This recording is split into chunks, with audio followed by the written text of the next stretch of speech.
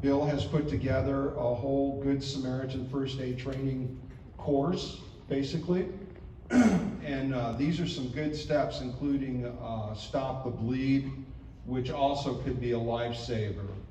The human body has 10 pints of blood, basically? 5 liters. 5 liters. 40% loss, usually you can't recover from it after that point. So stopping the bleed, especially if it's a main arterial bleed, you can bleed out pretty darn quick. And being able to stop that bleeding could save a life. Now there's many other things he covers in the topic, or in that booklet that he has. So I highly encourage you guys, if you have not already signed up for it, please consider signing up and then coming to the class. So with that being said, thank you everybody again. If there's anybody that's interested in being part of Neighbor to Neighbor, for hurricane disaster preparedness, we've got an active hurricane season coming at us this year. With that, I'm going to turn it over to Bill. Again, thank you, Bill, for coming out. Appreciate you. Glad to be here. All right. Before we move on. All right, well, just to give you a little background on me, just so that you know who's standing up here in front of you. I started in emergency medicine way back in 1975, just shortly after they invented the wheel, okay? And so I went through all 4 levels of emergency medical technician courses. I started off as a basic, I did intermediate, then I became a critical care technician.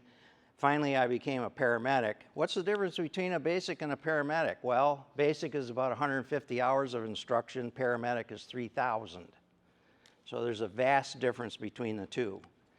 I became an instructor for the New York State Department of Health in 1994, and I taught EMS courses at 2 different colleges for about 15 years.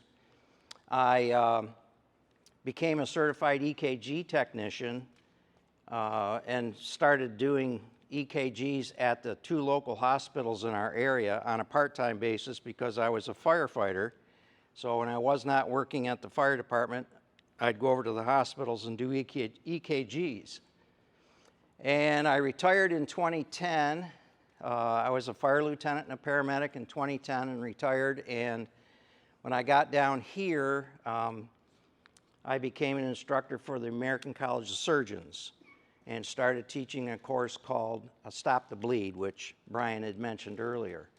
As a matter of fact, at that time, I was also a volunteer for the Sheriff's Office. I was a COP, Citizens on Patrol, and where we take a squad car and wear a uniform and we travel all over the county to see if we can assist the deputies. But my supervisor at the time was president of the School Resource Officers Association for the state of Florida. And he asked me if I would come to their convention and teach Stop the Bleed program to the school resource officers. So I went to Bonita Springs the first year and we taught 869 school resource officers for the whole state of Florida. And then they asked me to come back the next year and we went down to Doral, and then we were almost 900. And so that's been a popular program. It's open to the general public. It's not just for medical people. And so that's a program that is a life-saving program also, right along with CPR. All right, so like I said, I started way back in '75, and this was my first ambulance. You know, I told this to a group of homeschooled kids, teenagers, a couple months back, and they didn't even laugh. They thought it was real. And I said, do you really think I'm this old? You know, I mean, I'm old, but come on. But I thought this was kind of an interesting picture because it was used in World War I out on the battlefield, and that's how they moved their patients around on the battlefield. But I did start in '75, and after about 20 years of working in the field and getting other courses, actually, this was my ambulance for a year and a half. I was a flight medic on Mercy Flight of Western New York out of Buffalo, and we covered 8 counties up in Western New York. And so that was quite an interesting time. Anyway, what we're going to work on today is CPR and AEDs, which are defibrillators. And so to get started, I'd like to start with this opening slide where we talk about CPR and AED. Can anyone tell me what CPR stands for? Cardiopulmonary resuscitation. Very good. The reason I bring that up is because it involves cardio, which is the heart, and pulmonary, which is the lungs. It requires both in order to be effective. The reason why I want to emphasize that at the beginning is for the last probably dozen years, there's been a program out there that's being taught extensively, and it's called hands-only CPR. Anybody heard of it? Okay, where they eliminated the breathing. Here's the thing that never got passed down. When American Heart Association brought that program out, they had some requirements for it, and those requirements have not been brought forward.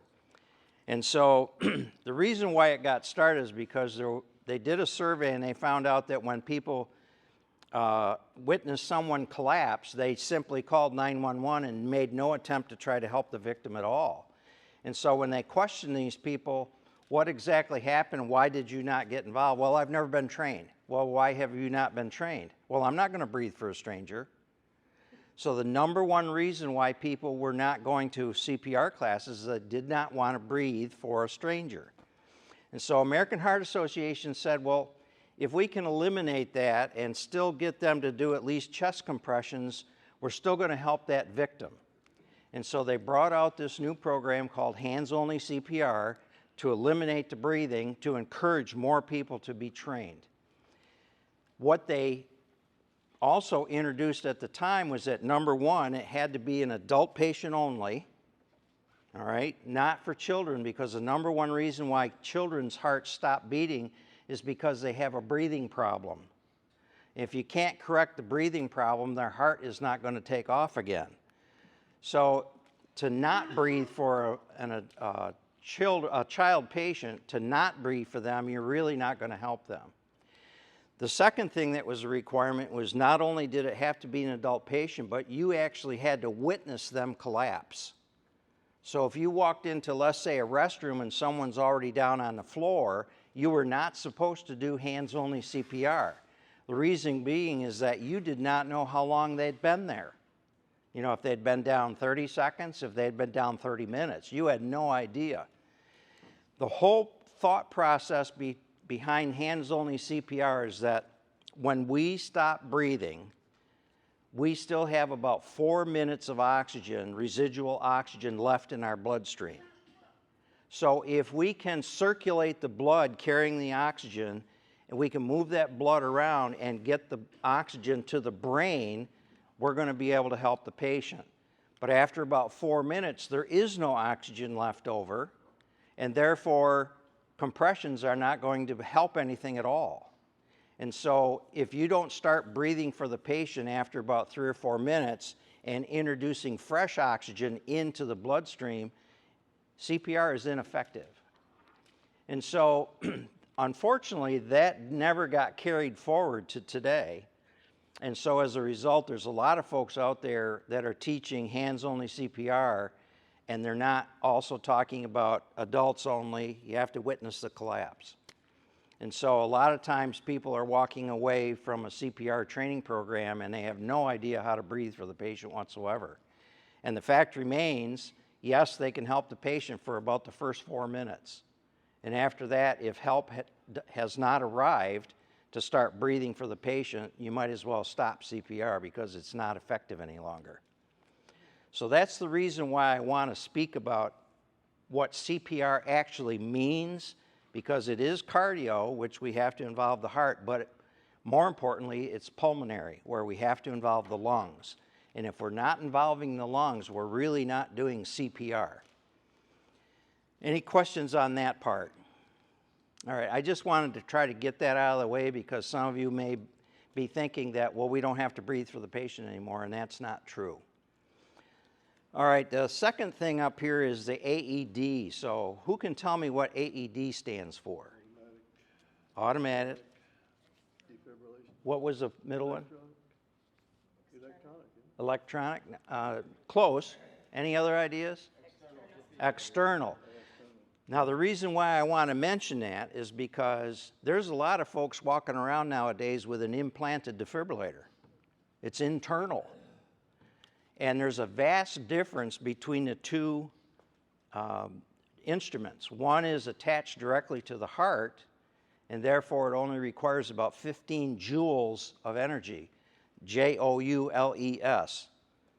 And so when we take an external defibrillator like the one hanging here on the wall, because that has to penetrate muscle, bone, cartilage, and everything else to get to the heart, the energy level is much greater.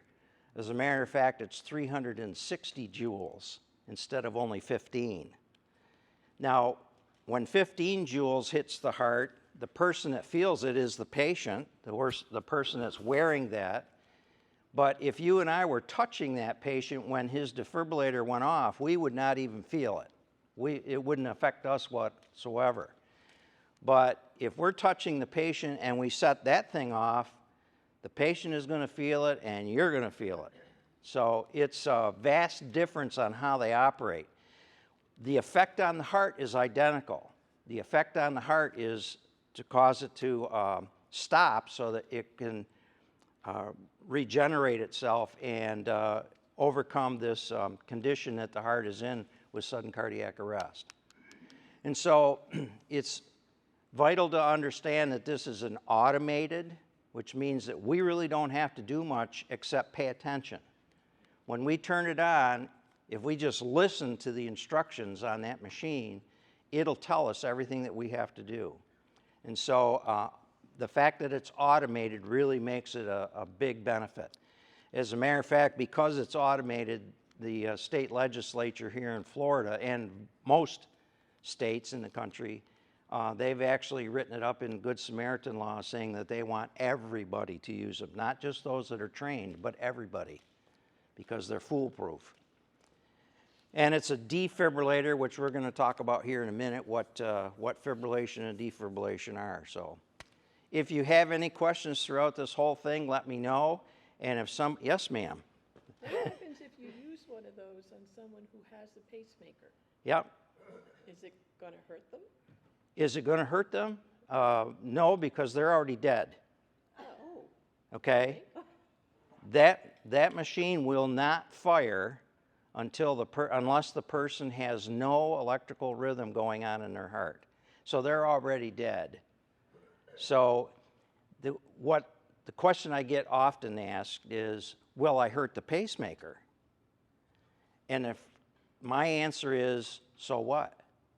I'm not trying to save the pacemaker, I'm trying to save the patient. So if I destroy the pacemaker in the process, they can replace that. They can't replace that person. My protocols are, if they're not responsive and they're not breathing normally, I'm supposed to use that defibrillator. I don't care if they've got one implanted. I don't care if they have a pacemaker implanted. The machine is saying, if they're not responsive and not breathing normally, I'm supposed to use it. Then the machine tells me what to do from that point forward. And if it tells me to shock, and I shock, and it destroys the pacemaker, oh well. It's designed to help the patient, not the pacemaker, and they can always replace that pacemaker. Okay?